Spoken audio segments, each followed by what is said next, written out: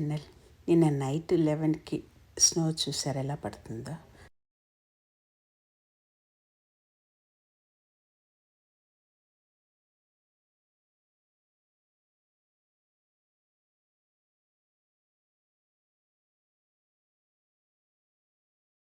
Morning 9:30కి నాకు అనిపించింది ఇంత తక్కువ స్నోకి ఎంత టెంపరేచర్ లో అయిందో. పాపం ఊటాలో ఉన్న వాళ్ళు ఎలా ఉంటున్నారా కదా అనిపించింది.